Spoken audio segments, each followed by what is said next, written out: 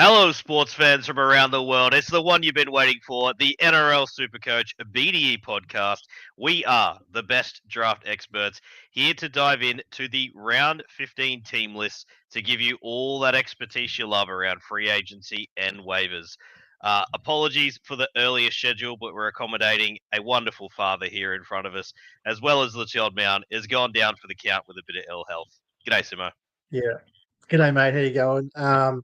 Yeah, look, the poor old Todd Mound's down. So, yeah, I wasn't sure if I was going to be able to make it on either, just with the kid situation. So, yeah, look, I just echo what you said there, mate. Apologies to the listeners that we are on a good 2 hours early. So, if you're someone that usually gets home and settles in and get your dinner out of the way and then watches us every week, then yeah, shout out to you boys, but especially just a big sorry that we're on early. Hopefully we'll be back to normal normal transmission will be back on next week. It'd be nice. Yeah, if you could just get your kiddo to, age 2+ as quick as you can, Simo, that would be just outstanding, mate, Oh, mate, you don't need to tell me. I'm telling myself every day. Just I hear you, mate. I every hear day. you. Well, I'm still in work spec, folks. So I'm just telling Simo I've still got the bloody business crap on. So yeah, just a wonderful experience. But at least it's keeping me warm, mate, because it was very cold this morning. Yeah, it's been some rotten days the last couple of days in Brizzy. So yeah, no, it's good to Pretty see professional Redford come out. It's good. It's not not look yeah, like a look at you. bum. That's thanks, mate. Yeah, Cheers. corporate. It's a corporate Redford. I like it. No, I'm a bloody janitor, mate, and respect to the janitors out there. All right, let's get it, Yeah. mate. The round 15. So there's obviously some big headlines. I'll just start off with the two, I'd say three biggest bits of news. You'll see them up in your team list profiles. Tommy Turbo to tease us again with returning. For those in draft, mate, who've got him back for the buys, that is actually phenomenal timing. Geez, it's good timing, isn't it? Like, obviously, it's been tough the last few weeks. As if anyone out there is a turbo owner, not having him the last couple, but yeah, he's a bloody welcome inclusion straight into it, into the buy round. So yeah, as he is most of the time, he's just a super coach weapon. So yeah, to have these elite guys in the buy round's massive. And yeah, Yeah, look, the shout out boys to you, just not. Toddy. Yeah, There no, he is. good on him getting on the live stream, but can't get on the potty. That's fine. Play on. Yeah, yeah, sort of like a semi-commitment, mate. We expect more from you now. It's very beautiful. And I've just noticed as a new feature tonight, Simo, as part of our subscription to our streaming service, shout out to StreamYard there, it is actually appearing in the bottom right pocket of the screen. So I'm going to run with that tonight. I might still highlight just to see what looks better for next listeners, but let us know in the comments, let us know in the feedback if that is actually big enough and I don't need to highlight anymore. So not bad, mate. Little enhancement. No, it's good. We're not super tech savvy, so we'll try it out and see how it goes. No, We're I still do. going to try and get comments on YouTube eventually, but we'll figure it out. So I do IT for a living, mate. So it'll be hush on my lack of tech. No, just jokes all around here. Okay, Yeah, you're the janitor of IT people. I'm sure of it. that's it, mate. That's what I do. So the other big inclusions, mate, is our boy Queensland's own, a player that you and I know in particular, we probably wrap him higher than most. Sammy Walker, your rooster stud is back. How good is it? Oh, it's bloody amazing because we were on the podcast. I think it was 2 weeks ago. Toddy and I sort of having a bit of a chat about him, and there was a very serious question mark if he'd be back for this game because Yeah, obviously played cup last week. I don't know whether he got the full game out either. So to see him like 45 straight minutes. back into the first grade side, yeah, 45. There you 45 or go. So 40. I think he had might have a little bit of second or just the whole first half. Apparently looked all right, looked in decent nick. So they've, I think, with a bit of confidence has come in, mate. It's exciting stuff. fucked him in there. I guess the thing is, like, as someone that's sort of, you're a Sam Walker fan, but you're not an owner of him. But what do you make of the Sandon Smith thing on the bench? Are you worried that there's a chance Sam Walker doesn't play 81st game back? That'd be worst case scenario. Absolutely, mate. I think you are absolutely starting Sam Walker, though. If you've got him, if obviously the low hanging fruit here, mate, if he's out there in leagues, even in 10-team leagues, he's the number one overall claim. If people have left it that late or they were squeezed in a bye week or he got weirdly dropped, someone didn't think he would play, obvious number one claim, easy done. There is that concern, Simo, but I think you run him out. you're hoping there that he does enough in that matchup as well to probably hit some assists and some goal scoring. I think he is still going to be a decent 50 start at minimum. Yeah. But yeah, well said. I mean, these sorts of guys in bye rounds are gold. So, yeah, first game back, you might be a bit rusty, but yeah, rest of season, has to be number one claim. Absolutely, mate. And look, let's just jump straight in. We won't go in the exact order tonight because I think you've opened up a really important conversation piece. What to do with Sandon Smith, what to do with Hugo Savala. Absolutely shocked that it is not Sandon partnering Mr. Walker in the halves. I think Sandon Smith has been outstanding this year for your men. Yeah. Sneaky good goal kicker too. He's clearly worked on his craft, just similar to what Sam Walker did. I'm a bit surprised, mate. I personally am not a big as rap on Savala. I don't think he moves the needle for me too much, albeit I love his effort. What's your thoughts here rest of the season, mate? Yeah, I'm a bit the same as you. I think this is pretty clear that Sandon Smith's, although this is no breaking news or anything, but he's clearly on the outer at the Roosters. Yeah. Obviously, the talk about DCE coming, he already knew that. But this just confirms it, really. It's no knock on Savala. I think he could turn out to be a very good player, but at this stage in their career, given what they've showed us over the first 14 weeks, Sandon Smith's shown that he's got pretty big upside in an attacking team there. Like, as we know, like an ex-elite, really quite elite touch player. Those skills are translated across quite well. Hugo's that sort of steady hands sort of player. Obviously, the big booming kicking game, which may have factored into it with Sammy Walker coming back. So obviously having the big kicking game. I wouldn't want to drop Sandon Smith if I could help it, but I know he's not a very good start this week coming off the bench because you just don't know what minutes he's going to get. But I think rest of season, I'd hope that Trent Robinson would eventually want to have the upside of Sandon Smith in there in big matches. But yeah, I think short-term it's a bit painful, but yeah, I'm not going to overreact too much to it because I tend to agree with you that Savala at this stage isn't quite there. So yeah, bit of an interesting one. I also like your additional analysis that mate, that it looks like they're favouring, a DCE Walker halves combo. I'm just going to come out and say it. I don't see it. Similar to I was never a fan of the Reynolds Bunt combo in the halves. I think too similar, not suited. Please explain to me why that sample of Sam Walker playing as a 6 with Kiri. You and I were very vocal on this. He's not a 6, he's a 7. He's an elite 7 and potentially an heir apparent to DCE with Dearden in the halves. I think that's the obvious mapping for Queensland. I don't think it'll work, mate.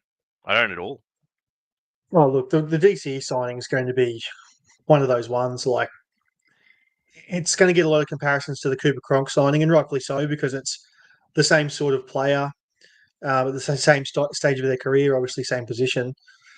It's hard to see the DCE one looking that good. I think even a lot of Roosters fans out there are going, why are we doing this? It doesn't seem to make a lot of sense when you've got a perfectly good player there in Sandon Smith that's like, he's done nothing wrong. Let's be real. Like, he's been a really good SuperCoach asset in the hooking spot, especially this year. So, yeah, it's one of those ones. Like, my advice in this situation would probably be to try and go out and trade for Sandon Smith on the cheap if you can, because he's not going to cost a lot.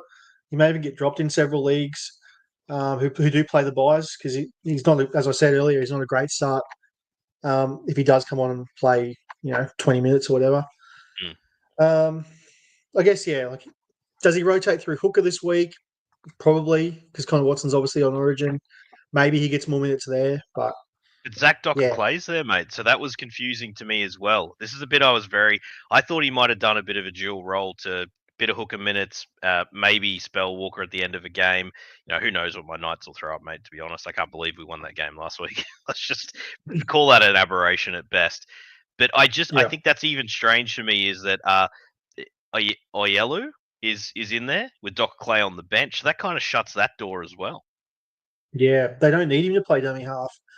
No. It's like if Sandon Smith's there solely as just cover, like you could be looking at like a sub 15 score easily if he only plays 10 minutes. So yeah, one of those ones. If he's a tentative buy low because there's going to be a lot of teams out there that just can't. They need guys that can score more points in a buy round. But yeah, Tim, I'm one of going to those come ones. out I and guess. say it, mate.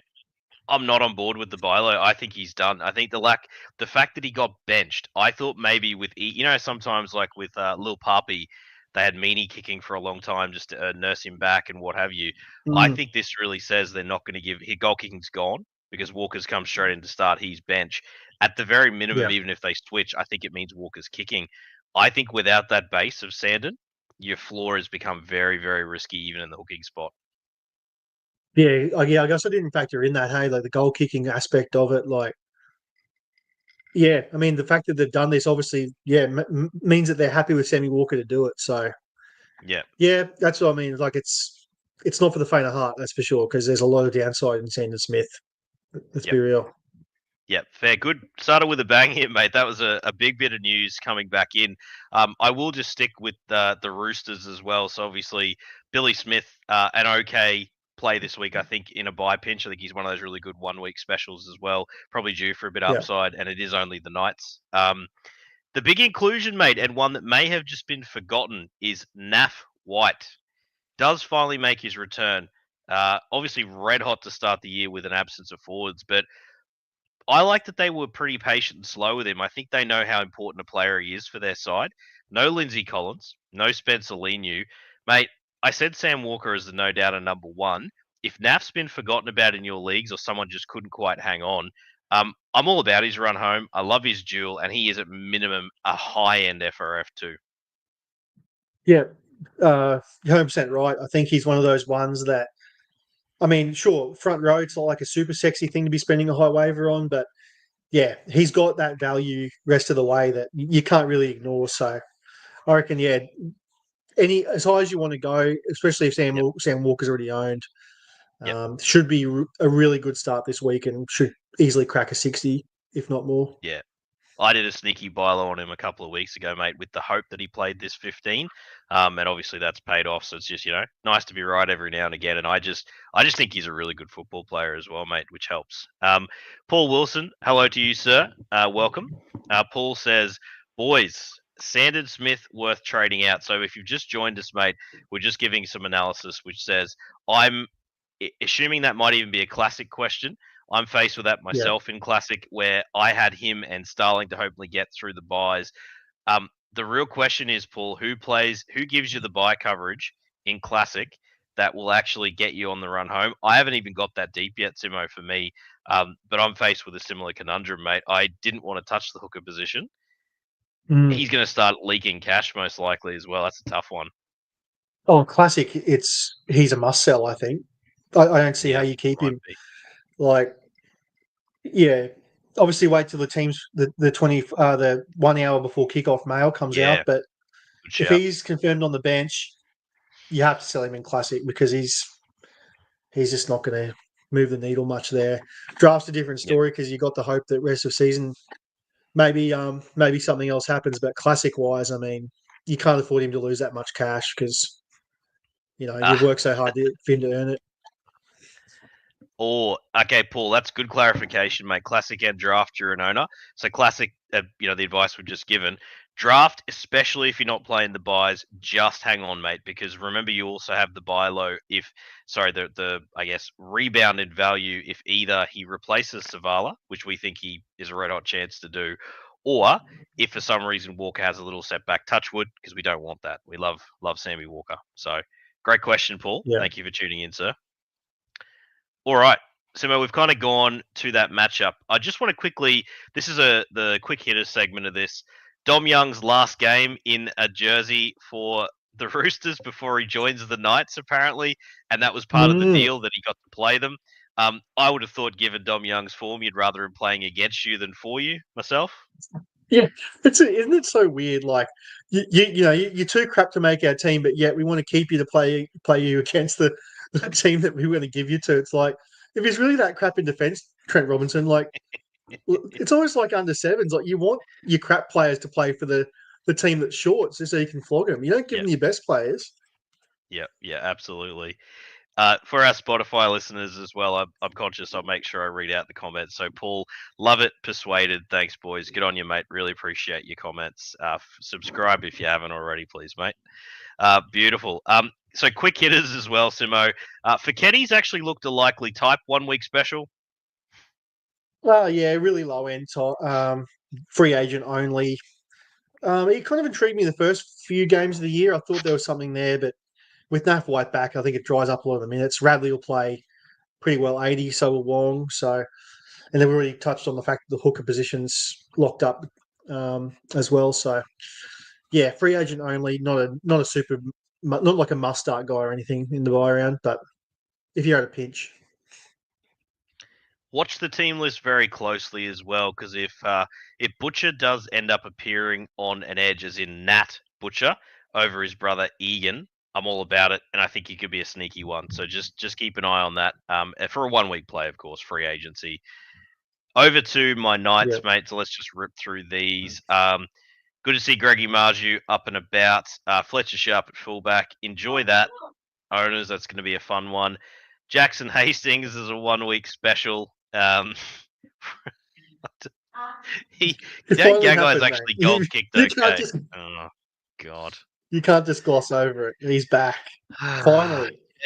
I'd got off it though quite a while ago, hearing how poorly he'd done in the New South Wales Cup, and I believe it was an effort thing. So for those Knights fans, look, it can't be any worse than what we've had. Let's be real. I know we won last week, but as I said earlier, like fluke more than anything. Manly choking was more the vibe. I did have the pleasure of watching it beside the number one Manly fan in the universe live in person. So that would have been sweet for you. It was pretty good, I'm not going to lie, because those last few matchups have not gone very well. So shout out to Marky. What a day. What a night it was. All right, mate. So he's in there. I don't know what to make of it. He's playing 6. Like, he's not a 6. So it doesn't look good to me. Matt Croker comes in to the front row. A little bit of a knock on his value. I really like him in that lock role, but he should still be busy enough to give you value this week. So fire him up in your FRF is okay. Phoenix Crossland is a 13. Phoenix, look out. He's not a bad start in the half or hooker spot though. Like if he plays 13. Yeah, probably. We all know that we know what he's like, but if he gets some hit up points as well, because he can be a tackle bot. Like he's we're never going to sit here and recommend him as a great start, but there's only five matches this week. Like it's deep league free agent play. Yeah. Like there's not that many hookers out there and halfbacks out there. Like I think he's fine. It's a buy round after all. I have feelings about that somewhere intensely in my body, Simon, that I'm just going to let go through to the keeper, and I think that's solid advice. How about that? Yeah, I'll just fair enough. Here he is. Meso, Matt Croker will go great, gents. Don't undersell his talents to your listeners. Meso just living off that absolute, just brilliant bit of advice earlier in the year. And good evening to you, sir. I hope you're doing well. Paul has added. Oh, yes, mate. I'll just give it just on Meso, like with the Croker thing. I mean, that's been one of the calls of the season, because when he said it, like we're like, Matt Croker. I mean, seriously, this bloke has never been anything, and the fact that he's even in conversations of being a pickup, and has been a pickup the last few weeks. Yep, one of the great calls. High caliber of listener, Simon, is the key going on here, mate. We'll go with that. So good on you, mate. I'd love to have you aboard, sir. Paul Wilson, for when you get to it, I'm looking at Donahue. Lemuelu continues to score tries off the bench. God knows how that's working, but it is. But has bad scores in him too. Hiroti for waivers. Boy, that name's come up far too often this year. He keeps getting breathed into new life. Absolute shout out to the KL Era owners. He is a stud of a player. What a terrible injury to happen. Paul has asked again, in reverse order of preference, what you think.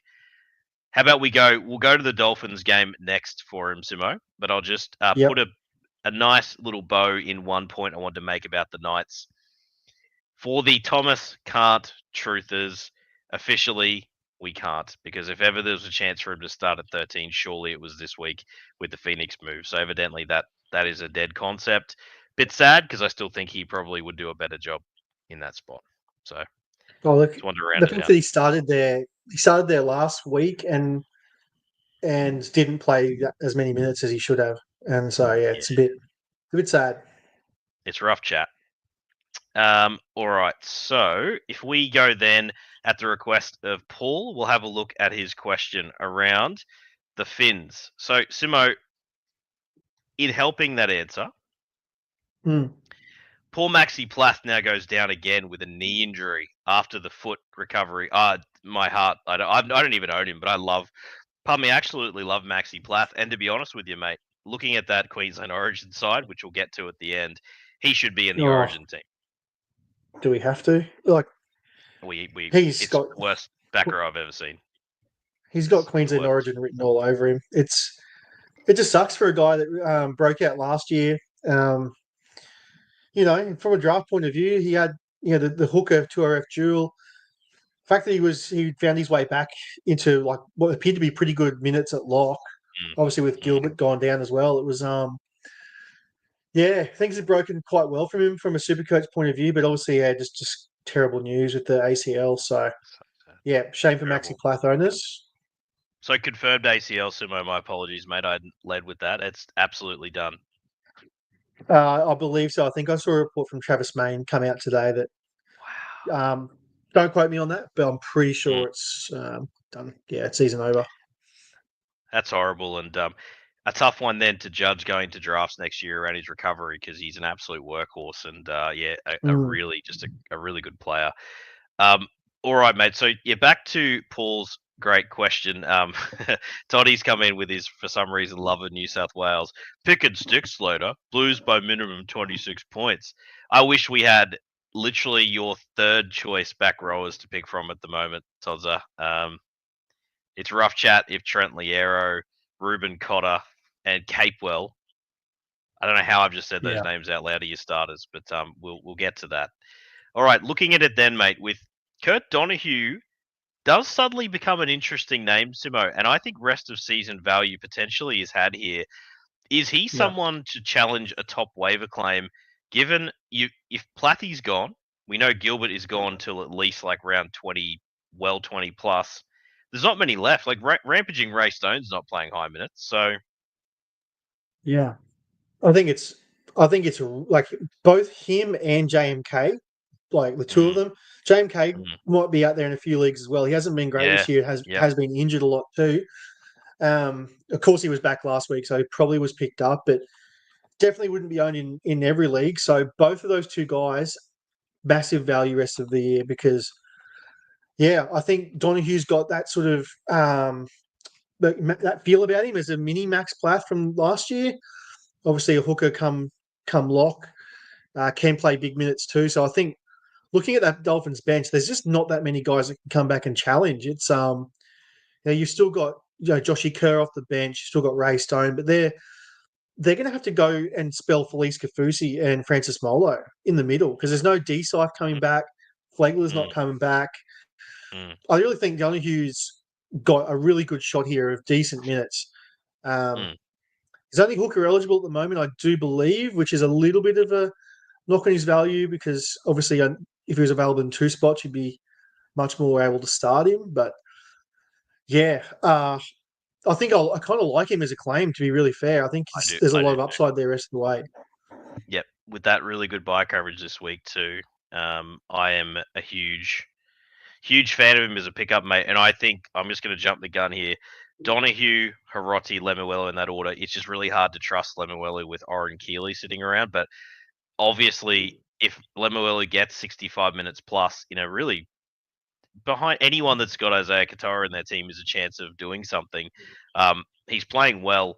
Probably stiff not to be getting the start, Simo. It might be more of a defensive thing than an offensive thing, is my guess. It's just one of those ones. It just keeps working, so they're just not changing it. So, I mean, you can't really begrudge Tristan Wolf for leaving it because, like, you just know that Lemuelu, as soon as everyone buys in, like, he can't keep scoring tries off the bench like he has been. And the 1 week you finally jump on him, he'll come out and score you like a 20, and it's going to kill you. But you have to understand the risks. Like, that's why for me, Lemuelu is way behind those other two.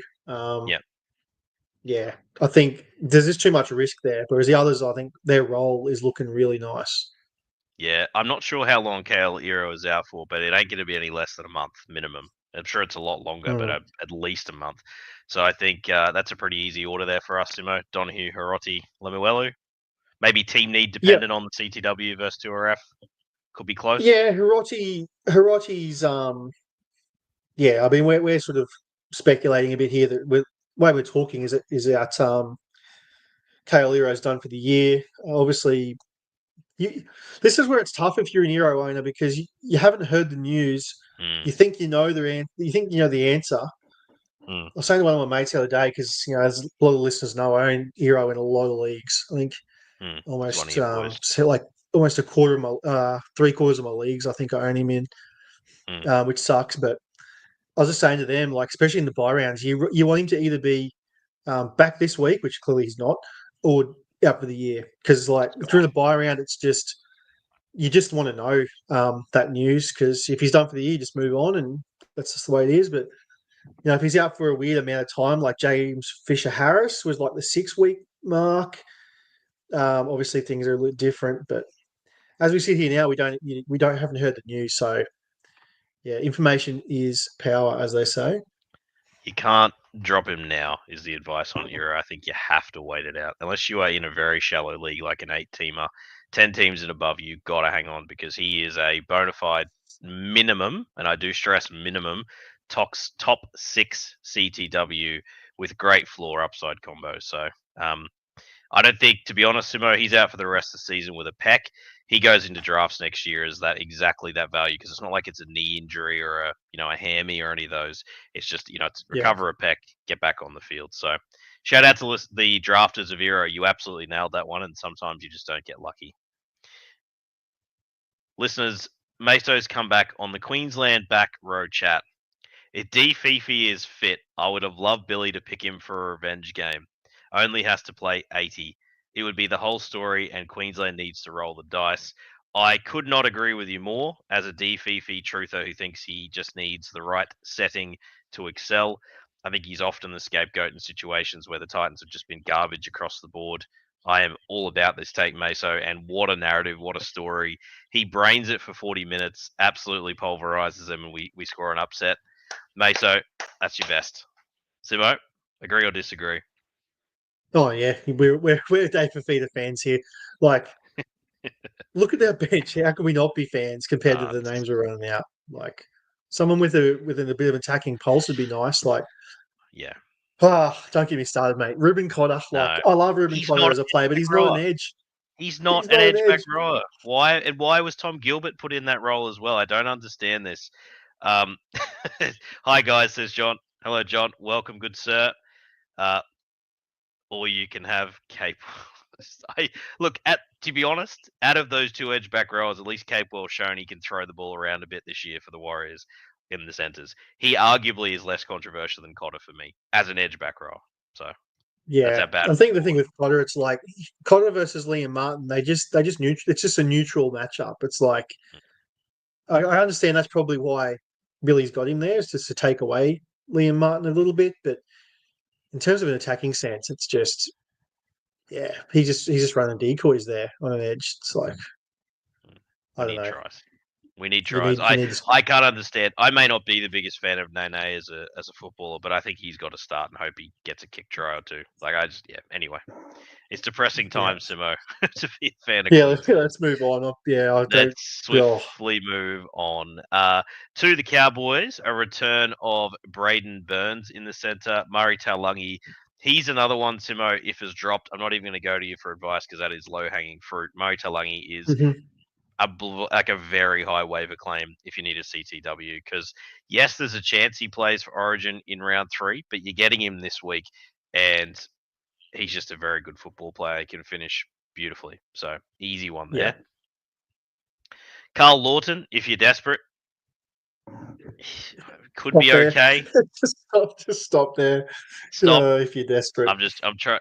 Look, Sam McIntyre, mate, when he's played on edge, has actually showed something in Bateman's absence. I know we've gone back to the well a couple of times. This is the position that he's returned some value. Shove him in your FRF and just that's pretty good. I'm all right with it. He should be good for 50 or at least, maybe more. Like if you can plug him in and if you knew 50 points in the FRF in the buy round, you take that every Take day. So You you do. don't spend a high waiver on that, but if you're sort of the back end of the waivers and you need something small, like he's going to be pretty safe to get you that. All right, so to the Sharks v Dragons, mate. Sione Katoa looking like he'd re-injured himself is named. I'm excited about that, but I'd advise looking very, very closely at team lists up until the He'll game do drops. that. Yep. Yeah, he does do that, Sione.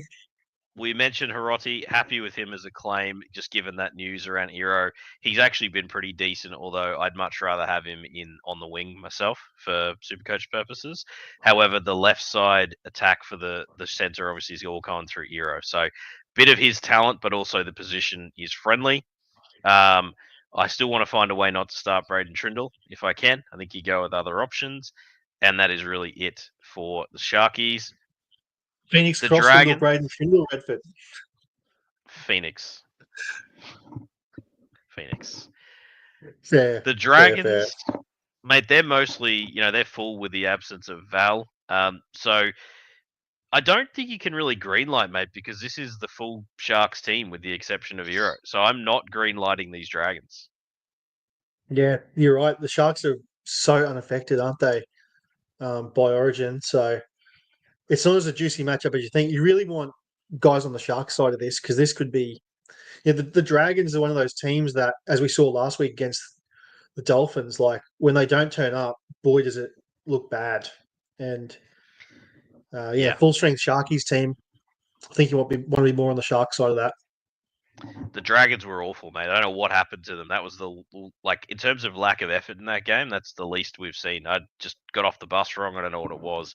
I just want to look into the camera here to listeners and say public service announcement that officially my love and my care and my belief in the ability of Lucy to give us anything approaching Supercoach goodness is now dead.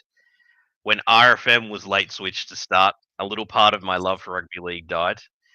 He then has now been ruled out with an illness to mercifully give Lucy chance number, I think it's 3,650 this year, to play 65 minutes. Don't listen to me. Don't buy in. He is terrible. It's not going to happen. He's not believed in. Simo, you know what that means, mate. What happens to Lucy this week? Jump on him, everyone. Get the waivers in. He's going to play 80 minutes and look like $1 million. He'll be I can't. Be the second coming of Viliami Kickout. I can't. You know why I had to say that to the listeners? Because I am actually genuinely sorry for my belief in this man. But if ever there's a week you should do it, it's this one. But I'm not going to say it. There you go. Yeah, yep. Let's have a good look at this bench here. I know Hamish Stewart's still hanging around. Yep. What second row has he got there? Little, Stewart, Pacific Tonga, Sele. Oh, tell you what, it's looking all right for a second rower on the edge there. I'm not. Simo, I'm not. I'm not doing it. I can't. Oh, dear. Through the keeper, old son. Now, it's a shame Todd is not here to have a giggle at me, but guess who's off to Rabina this Friday night, baby? Look out. Here he is. Look out. What's this? Is this second or third trip this year? It's actually only second, the way things have shaken out. Really? It's not as obsessive as you'd think, but I am there because if you are a Brisbane, Ipswich, this sort of area of we'll say southeast Queensland fan of Manly, they don't play at Suncorp this year because they missed Magic Round and they don't play the Broncos at Suncorp. So this is it. So I'm along with my boy. I don't really care what happens given I got the Knights beating him in flesh. So good times. Yeah. Turbo being back makes it pretty exciting, obviously, as well, along with Brimson playing fullback. So that's outstanding. Yeah. Saab back. Nervous to greenlight him with his injury history, but how good did Tommy Talau look, mate? Oh, really? Yeah, he looked great. That one try he scored where he sort of, I think it was an unders, just a general unders play. He sort of run back through, then just found a gap, just pushed through, scored. He looked really good, Tommy. You'd love for this game to be a day. You'd love for it to be a daytime game, wouldn't you? Because this has got points galore. It really does, mate. Two teams still will be. Probably, it's just it does get a bit dewy there in Rabina, and it is pretty cold. I mean, I know there's a lot of parts of the world now that are a lot colder, but this is this is pretty sharp for us. So I just think maybe points are muted a little more. But, mate, you got a green light Tommy Talau here. I think that's easy done. Yeah. Saab, I'm so nervous with his injury run, mate. This has been a disrupted season. I don't just want to automatically say green. Yeah, I think I'm still there though with Saab. I feel like there's just too much potential for big points in the buy round. Like, sure, he might come out and score you a crap score, but you forget that he's still got 115 plus potential. True. You know, in a buy round, you don't really like the way I sort of approach it is I'd rather have a shot with the guys that could score massive with a bit more risk than sort of shy away from it. Same with Pereira. I think he's another one you're happy to fire up this week. Although he did have a good week last week, so maybe 2 weeks in a row is a bit iffy. But yeah, that's just sort of how I play the buy round. I'm more than okay starting those guys. Okay. Brad Hodge, Martin Love, Stuart Law, Bo Fermor. What do they have in common, mate? So the old one and dones. The old one and dones. Oh dear. Brutal that he is the one that was axed from the team. I honestly, that's the one I'd love just to say, Bill, forget about, I promise I'm not being personal with you. I just got to ask you, can you just talk it through with me. How is our one specialized edge player who's had a whale of a season? It's not his fault that his team stinks at the moment. That's got nothing to do with his play. What is it that went through your brain to go with people that I like? I think Capewell is not at his peak right now, and a player out of position. Tell me. What did he play? 15 minutes off the bench when the score Barely was already well and truly over. Mm-hmm. I can't defend. I mean, I can't tell you. I actually don't. I don't know the answer to what he did. Obviously, Billy's just gone. Look, mate, nothing personal. We just want the experience. A guy that's been there before, and you know, if that's what Billy wants, I guess I can. I don't necessarily agree with it, but I can at least understand it. But yeah, if you're an owner of Fermor, it's good for you for a Supercoach point of view because you've got a bona fide starter. Yeah, it's how good. I do have him, and his dual eligibility means you can pick and choose between your CTW and your 2RF as well, so it's pretty handy. Other than that, mate, the only quick check on Sean Mullaney, anything there, and obviously our boy Jolliffe is an easy roll-up start. Oh, Jolliffe, yeah, we'll start with him. Looking at that pack, he should be playing pretty good minutes. I just got the sense last week that Desi Hasler was trying to play him for a bit of match fitness, obviously starting over your mate Mofot. I don't think he did. I think he scored a 43, Jolliffe, but the minutes were there. As for Mullaney, like he scored a 29 last week. Probably not much to write home about in that regard. Yeah, Titans pack, it's just hard to predict what's going to happen there, but I think Jolliffe's the one you want to go with. Obviously, Fermor, he's already going to be owned, but Jolliffe's a pretty solid guy of the Sam McIntyre ilk, where he should score you a 50 odd in the front row. Yep, averaged nearly 60 when Mofot was out / struggling the year before last. So I think I had a good run with him at one point, Simo. Meso has said it was brutal. Though as a Fermor owner, I could turn a blind eye to the brutality. Absolutely, mate. Why am I even whinging? Just passion for Queensland coming out. Good on you, Meso. And it's a cold day in hell before I recommend Cleese for anybody, even if I think maybe there's something there for this week in a buy round. So I'm not going to do it. Yeah. I mean, what, he cracked out a good 67, was it 2 weeks ago? He hasn't dropped the ball as much. Can I at least put that out there, Simo? I think. Sure. A surprising one for me, mate, is Sam Verrills on the extended, which is a huge surprise. Just pay attention, gang, because if he's been dropped, he's probably a borderline top 10 hooker.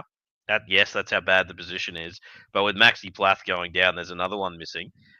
He probably is. And what if he does sneak in, Simo? Yeah, that's right. yeah, if he does end up playing, it's tough because it's a late game, like later in the Mm, round. But mm. actually, no, No, it's it's not. only Sorry, Friday. no, it's No, Friday it's night. Friday, mate. No, Yeah, we good. no, you're right. We've done the games out of order. No, that's fine. Yeah, by all means, pick him up. If he doesn't play, drop him, go somewhere else. Yep. As for just going back to Joel, he played. So last 2 weeks he's played 54 and 60 minutes. So Very, very healthy. yeah, looking at that, like 56 and a 44. Geez, you would have liked to have seen him score more than the 44, but the minutes are nice. So yeah, should be Yep. should be pretty good there. And the last game of the round is between the Rabbitohs and the Bulldogs. And tell you what, mate, it's a pretty fair luxury and softens the blow for Dogs owners when, we've lost our star number 6 who had his best game of the season on the weekend, like Matty Burton. That's the Matty Burton that many of us truthers believe exists. It's just he doesn't tend to show that running game as much or be as effective. But to be able to slot Lockie Galvin into the 6 who scored on debut, mate, that is some luxury that almost zero other teams have. Yeah, it's pretty good timing for the old doggies, isn't it? It's unlucky with Burton. Like I was actually surprised to see them name him as the 18th man, given the fact the Bulldogs play. I don't know what it is. Like maybe I'm just a bit soft. I don't love them picking 18th men from club teams that are playing that weekend. I think it's a bit crap. Agreed. Like they've Agreed. got all the options available to them to just choose someone else. Like sure, their strategy behind it, whatever, but the likelihood of them getting on the field, as we've seen, is not super high. Mm. To have a club team miss out on that player for a week is very rough. Yeah. I mean, I liked it last Origin where Campbell Graham. it was Kurt Mann 18th man for Queensland Origin 1? I think he might have been. No, he wasn't. Yeah. Sorry, no, Oh, he was. he was. I think Because I'm thinking of who else. he didn't play. You're right. Yeah, I'm pretty sure he was. That's another situation of it too. So the Dogs have been stuffed around a little bit with it. Like Campbell Graham was 18th man for New South Wales Origin 1, Good but one. then Real good. he's not there. Obviously, he's got the back spasm must be a bit worse than we thought. Yep. Because he's not named this week either. So if he was named this week, Campbell Graham, I'd be going like, why is he not 18th man again? Like, I hear you. It's really weird. It's like Burton had to brain it on the weekend to be reminded that he would be like he is the perfect 18th man. There is no better in the game that can cover pretty much most positions on the pitch. You could shove him in a lock if you needed to. yeah. Oh, look, I understand. It's nothing against them choosing Matt Burton as the person. Like, he is a bloody good 18th man.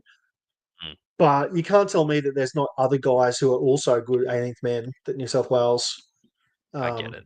could go with We hate from a it team that's draft not owners. playing this week. Draft owners, brutal, Simo. Absolutely brutal. So shout out to you folks that are going through this. You almost have to factor it into the Matt Burton experience on draft day, sadly, because it seems like it's going to be his thing. Meso says, I agree.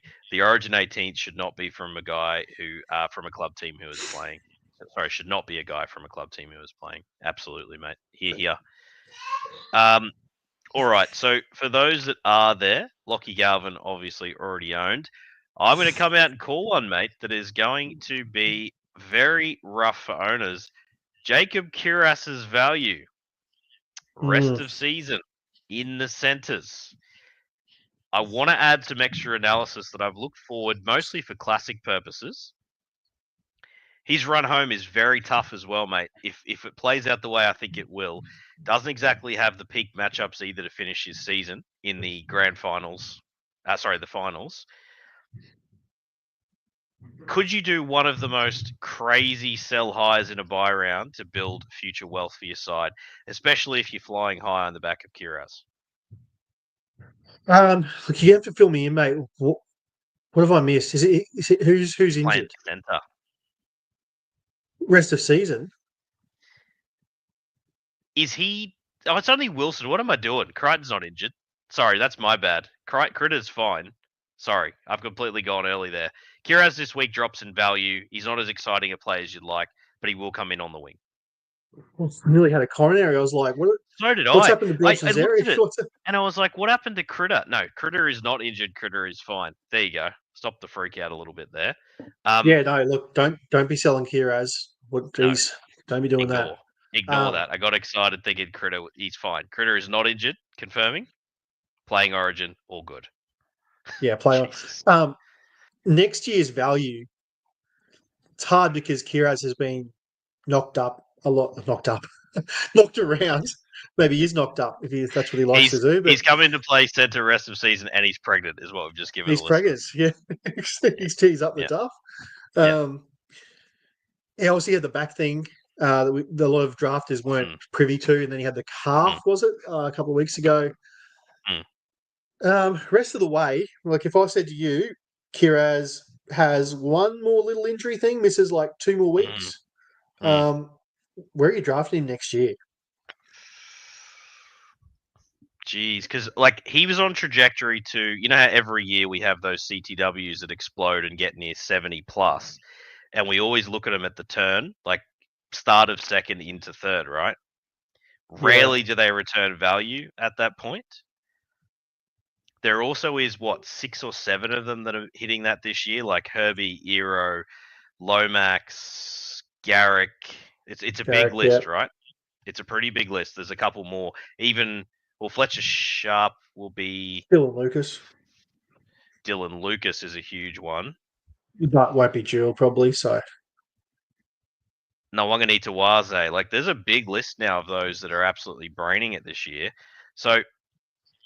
I think, to be honest, mate, it just brings them all down the list, right? They all come into about 3 because there's so many choices. Maybe. But Kiraz is still the top of the pops, right? Like, when's the last time a guy's seen the CTW? He essentially based 90 on the weekend. Like, he had a try contribution, but it was a million runs, over 30 points in H8s. Or was it 8 offloads, like 24 effective? Incredible. This is like, I don't know the stats are crummy, but I remember reading a few of them, like 12 points in tackle bust. Like it was nothing major. There was no massive stat there, and he still cracked a 90. Like,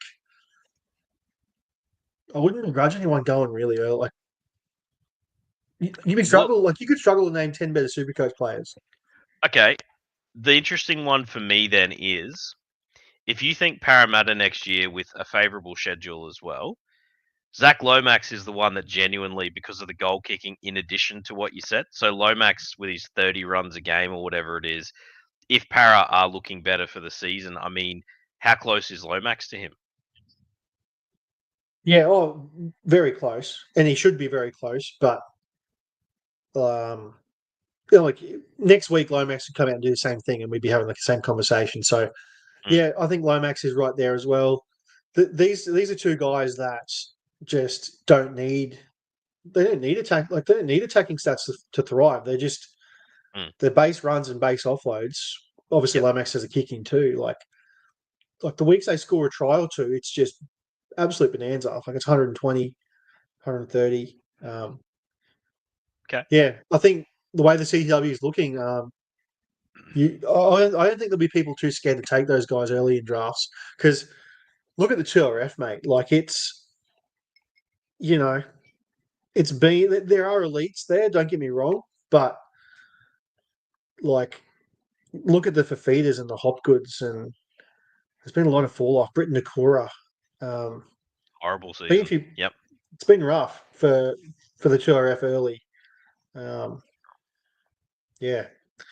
It'll be interesting to talk about come next year, that's for sure. It will be, mate, with the addition as well. Remember, FRF now is an absolute powerhouse. There's like 5 guys that are clearly difference makers in that position as well that also deserve to come into the, start of second equation. So might be a big change up. 2RF's probably been devalued quite a lot after this season, I reckon. Well, it's funny, like I can't believe I'm about to say this, and I still don't really know if I believe it, but like as we sit here right now, it's only because Pappy's been a bit quiet, like for his standards the last few weeks. Like for the first time in a long, long time, fullback's not really red hot at the moment. Like it's never struggling, put it that way, but it's not like you in a normal year we could just rattle off, okay, who's going to be round one, and it's just five. Like we can list five hot fullbacks. Whereas now it's like, Turbo's obviously injured. Pappy's just cooled off slightly for a little bit. Drinky Obviously, cooler. Drinkwater's still going well. Trell Mitt's been quiet. Ponga's been, not a good pick from where he Complete was bust. in draft day. Yeah. Reece Walsh has just come back from injury, so that chat will still pick up, but it has been quiet on that front for a while too. So, yeah, just a weird timing of like fullbacks just not really quite. Yeah. And that will change. It's just the timing of it. And that's the thing, like Bula hasn't truly gone to the stratosphere, although he's come up a bit. Gutho's been better than advertised. But also, like, even Will Kennedy, mate, who fooled us for the first, 8 weeks of the season, he's well and truly gone back to what we kind of expected pre-season. Hopefully you sold him high, gang. Well, yeah. Yeah, interesting chat, if mate. anyone's buying, yeah. Very interesting chat. So ignoring my error there, sorry again, listeners. I got a little excited thinking that Critter, I got that one wrong. As a 1 week special, Blake Wilson, Marcelo Montoya, any interest? Or I just throw Johnson and Munro. Tyrone Munro is back. That is actually one we probably should mention. Averaging an absolute shit ton on Supercoach with his short sample. Plays on the right, obviously, which is not as favourable. Any interest, mate? I do actually have quite a lot of interest in Munro, but only because, like, do I think that the South's right side is going to be that lethal? Probably not. Like, Latrell hasn't been. I don't know what it is with Latrell. He hasn't really been playing both sides of the ruck all the time. Like, he's been playing as almost like a second 5'8". Like, back a couple of years ago, Latrell, you'd see him on the sweep all the time. It just South would just set up to go left, set up to go left. And if they did go right, it would be clinical. But Latrell hasn't really been that, at least of late. What I do like about Munro is the fact that, like, there's just no one else there in the back three that runs the ball back that much. Johnson's not a massive runner of the ball in terms of hit ups per game. Latrell's not either. To see Munro come back after a couple of injuries, and that's obviously his big knock too, but he had 20 runs last week. And so he essentially based, I think it was 30, 36, 39, whatever he scored. To Anthony's question here about if Graham's fit, is he certain to replace Tass or Munro? I think Munro's locked in. I don't. Isaiah Tass to me is, not moving the needle there in that South team. I know he's a safe player, but he's your fill-in guy. Munro's, he's your great fifth, right? I think. Yeah. Munro's their star. They've wanted this guy to be a stud for a while, and I can't imagine Wayne Bennett looks at his physical gifts and his temperament and all those the elite speed. He wants gun finishes, and I think that I'm with you. Do I think Munro is a low-end claim for that reason? I do. I think he's someone that could actually be a bit of at least your fourth, fifth rotational upside guy in good matchups. But to be honest, Simo, it's not a certainty though, is it? Like, we are going on a bit of belief here in the Munro love. Tough one. Yeah, you're right. It's not a certainty. It's just off. It's off our opinion. Meso's added interesting chat in relation to our conversation of FRF and CTW rising up through the overall thoughts. So FRF rivaling 2RF early in draft. CTWs will go before 5/8, which will go back to runt status. You do not want to spend early on a 5/8, do you? You really don't. They're just not in the upside enough. It just doesn't work. It's not. No, there's nothing to get excited about. Yeah, that and hooker, just we're gonna say punt it and just spend hard. But mate, are the elite halfbacks really doing anything for us at the moment? Not really. No, not really. But you just know that in the same breath as a fullback, you know that eventually by season's end, we're still going to want them early in drafts because, it's still shallow outside of those big few. But Sammy Walker's back, mate. Watch out. Watch out. Jai Gray, 1 week special as a fullback. I'm all right with that. He'll play when Latrell isn't. And if Latrell, touchwood, were to go down, at least you know you've got a starter there. So not a horrible one. I think Keon Kolomatangi alongside Beau Fermor probably the unluckiest not to be playing Origin, in my opinion. I think that's insane to me. Doesn't matter for New South Wales, probably not. But boy, you cannot play better than that and not get picked for a rep side. Jai Arrow probably quite unlucky as well, not to be at least on a bench as a middle for Origin. I think he's been pretty decent this year, so there's another one. Happy with Jai Arrow as a start, as we've said as well. Agreed. I've got a few questions here, mate, on X. Yeah, mate.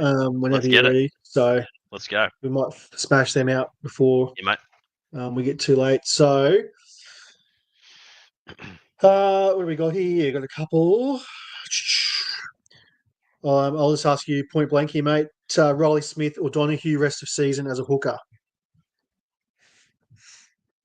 I'll take a punt on Donahue, but Riley showed a pretty decent floor, both pretty good options. But if you play buys, Riley is very hard to carry through those two major buy rounds. Yeah, this one's really 50-50 for me. Riley Smith's looked pretty decent of late. He's obviously safer. Donahue's a bit more risky. I'd probably stick with Riley Smith because of job security. I think what I sort of see with these two players is that they're going to be equal. Donahue's just still got to get there, so I'd probably play it safer and go Riley Smith. But that's a really close one from mine. That's a hard carry through this week's buy. If you don't play buys, I'm absolutely in agreement with your analysis there, Simo. Yeah. Adam Beastock, he's got a few hookers here.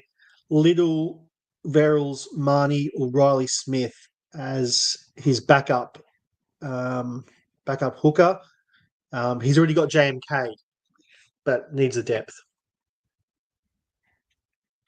Verrills plays this week. That's the easiest one for me out of that lot. Yeah, if you're playing the buys, I think it has to be Verrills. Yeah. Oh, maybe Little. Little plays both big buy rounds, so there's that too. It's one of those ones. Without the buy rounds, though, I'm not about Little. Out of those, I'd take Riley Smith over Little as well. And I would check on Donahue's availability too. Yeah. I love the fact he's got JMK, though, because I think JMK, when it's all said and done, I think he's going to just go back to 80 minutes. Looking at that bench, it does look good.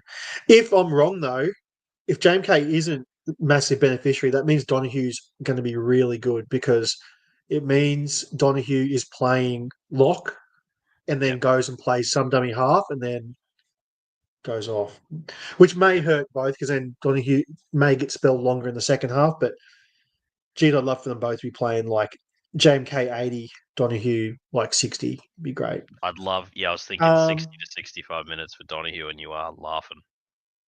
Yeah. From Sarad. Hello, sir. Good to have you. Another question. Are Christian Tuipulotu and Jaden Sewer drops? Ooh, I will say no.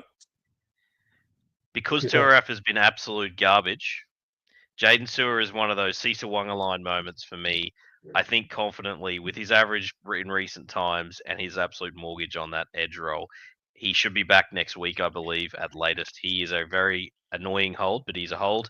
You can't drop Christian Tuipulotu. Unless that hamstring is like torn off the bone, there's too much, and the left side winger has been so good for the Dragons, you can't drop him. You can't drop him. Yeah, look, I think if you need the win, though, I could see scenarios where Christian Tuipulotu gets dropped. Like, sucks. It would suck, but I could see it happen. So put the work in for both of them. Simo, you're right. Yeah, and I hear that. I don't know of the severity of the injury when I give that advice. Meso said I dropped Tuipulotu. If it is a genuine 4 to 6 week hamstring injury, then I'm fine with it. If it's just a strain or something and he could be back in a couple. But what I would do, if it is just that advice, you need the win, at least go to those teams in your league that don't maybe need the win this week or aren't playing to win in the bye and see if you can turn it into something. Yeah. Mate, so good with the cash symbols for those in Spotify land. That's good gear. Nice, mate. Yeah, it's classic. Second part of Saran's question is a bit of a ambiguous one. I'll just read it as it is. Would you trade Sam Walker? So he owns Sam Walker for Dylan Walker +1, assuming that the +1 is something with minor upside. No. To Yeah, simplify that. that's change that to major upside, then sure, but like Dylan Walker plus something small. Like you're talking minor upside is like what sort of player? Like, is it someone that gets you a safe score this week? Is that minor upside? Like, put it to you then, Christopher. Like Dylan Walker plus Naf White for Nah, Sam you need Walker. more than that. I think you get more of that. Sam Walker's value is only going to get better from here. Elite buy coverage, Okay. and the Roosters have shown they can attack. I think Sam Walker, he slots straight into a top 10 halfback. Like, boom. Yeah, Saran. Look, personally, I'm way off. That's not even close for me. Yeah, agreed. Yeah, I wouldn't even And be going Simo will there. add, Um, if people in your league are valuing him as that right now, I kind of get it. They're waiting to see him just put on a performance. 170 plus score from Sam Walker with some goal kicking for the Roosters, and his value will go up exponentially. yeah, you're selling him at a really bad time. Anonymous. I love these anonymous because he keeps telling us how many wins in a row he's got. He's now up to 11 in a row. Last week, Bernie's top waiver on Skelton. Now he's got 6th waiver, and he wants to use it on Hiroti out of greed, but he only needs forwards, front row, second row. He's thinking of offering Jamal Fogarty or Sam Walker.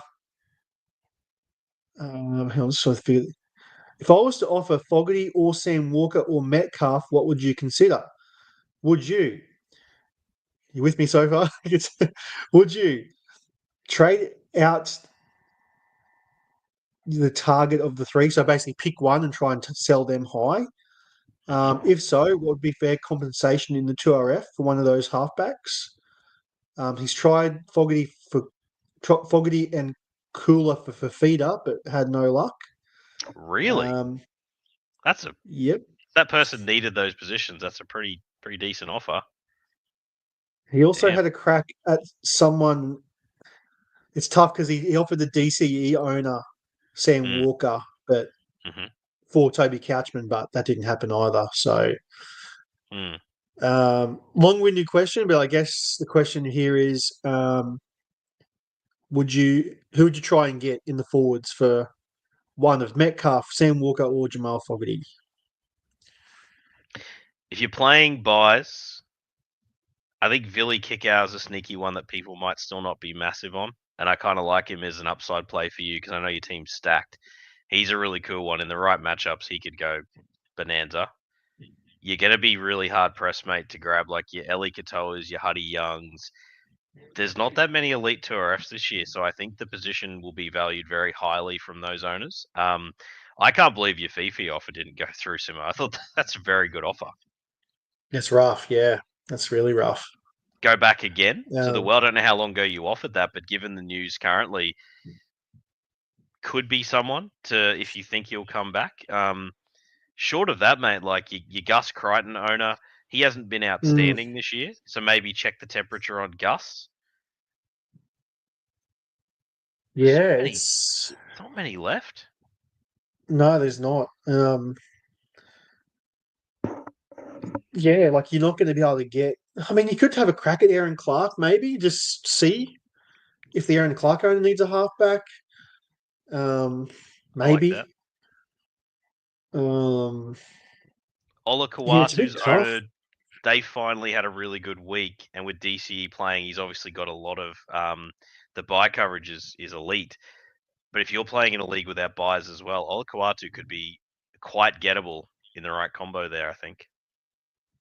Yeah, what I would like to know from Anonymous is, I mean, if Nat White's on waivers, if you can not waiver Hiroti and get him as your number one claim, you might not get him at 6, but I chuck that in.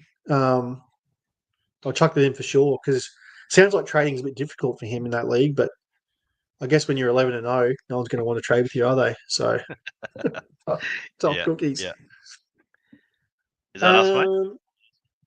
Yeah, I believe that's us. One more thing too, I just wanted to give a shout out to the one of our mates over at SC Playbook. Mm-hmm. I saw a bit of hate on Twitter last week, and this is, I can put my hand up and say because I had this actually I was a victim of this too. With their late mail, so Stolesy usually does it, but he's away. He's away overseas, I believe, and they've got Hobbsy filling in. There's been a couple of times where Hobbsy, unfortunately, for whatever reason, has either listed incorrectly the game day mail, which is a bit rough because it's a tough gig. I mean, it's a real tough gig. Like, honestly, Hobbsy's just keeping track of these changes himself. And, yeah, on the weekend, I saw he initially posted that Souths were, I think, 1-17, or maybe had one change in the forwards. I can't remember exactly. But they didn't post that Campbell Graham was out. And a lot of people took that as gospel and made changes in SuperCoach because of it. So, and then obviously Campbell Graham wasn't playing. So, there's a few people giving him some hate. So I just wanted to shout out to the Playbook, sort of on the behalf of like the draft community and also classic community. We're appreciative of people that do that sort of stuff because it's a thankless job, and it sucks that in this particular situation, it's a job where you can get a bit of hate if things aren't up to scratch, and really you're just doing it for the love of it. So, I think it's a bit rough, and so I just wanted to say, I think as a community we can be a bit better, support each other. Mistakes happen. If you make a mistake, if you end up making a trade based off that sort of information, like just the way it is, it's tough. So, if we could all try and be better towards, especially guys that are doing this for free, that'd be good. So, Yeah, mate. Mate. Respect. Yeah, no, that's a good shout out, Simo. Shout out to the boys at Playbook and Hobbsy there. Absolutely similar to us, mate, on this potty. At the end of the day, you and I have been doing this in particular for a very long time. We've had a pretty good track record in winning some very challenging leagues, and that's why we think we're at least able to present some, expertise as the BDE lads. We don't always get it right either, mate. Similar to me, even in this potty tonight, the Curaz thing and me, I put my hand up. We do that sometimes too. At the end of the day, mate, it's a speculative game. And we do know our in and outs, but we won't always get it right either. So we appreciate our fans, the same way, the same respect, and similar. We'll always try and answer your questions with an open mind as well. So yeah, really good shout out, Simo. Good from you, mate. I'll put my hand up just so the listeners all know too. Like, and this is just me speaking from the way it was. I dropped Tom Jenkins for Campbell Graham, so 150 points from Tommy Jenkins. And like hand on heart, like I wouldn't have done it, obviously, but to see that there was a few people blowing up in the chat over that, I think it was poor form. So yeah, absolutely. Yeah. Couple of comments here, Simo, in support. Yep. So our meow, the sexy meow, Todd. I always ask my missus. Good from you, Todd. That's quality. Paul, great contributor tonight, sir. Appreciate you and other content creators in this space doing it for the love of the game. Good on you, brother. Love your work, mate. That's very, very good words. And just to wrap up the question we responded to, Simo, Adam, is we wanted Verrills, if he's playing this week, is the very, very obvious choice out of that group. Riley Smith and Flipper Marnie we're not fans of, and Little can give you a lot of upside from the bench. That sounds about right, doesn't it? Yeah. What doesn't sound right is that Todd does not ask his missus. He's a liar. He does not. He's living high. He's living high this year, mate. If he's asking the missus, then really we get her on the podcast. So shout out to the Todds and missus, due to make an appearance next week. Adam says, thanks, lads. Good on you, sir. Appreciate you also. Very good, mate. All right, mate. Yep. We've done well there with limited teams as usual. Old times, mate. The decade long of doing this with you. Enjoy your company. Yeah. No, same to you, mates. But geez, times have changed, haven't they? How good. It is, mate. So all for the better. Thank you to those listeners. Couple of names in there, very good contributors this evening. So thank you heaps, and for allowing us to go a little bit earlier than usual. We'll aim to get back to our typical 7:30 time slot. Paul says, "Well done, boys. Thanks again. Lots of love from you, mate. Appreciate your work as Thanks, well." mate. Very good. Yep, bit of pleasure. And as always, listeners, get that BDE into you. Oh, yeah. Go Queensland.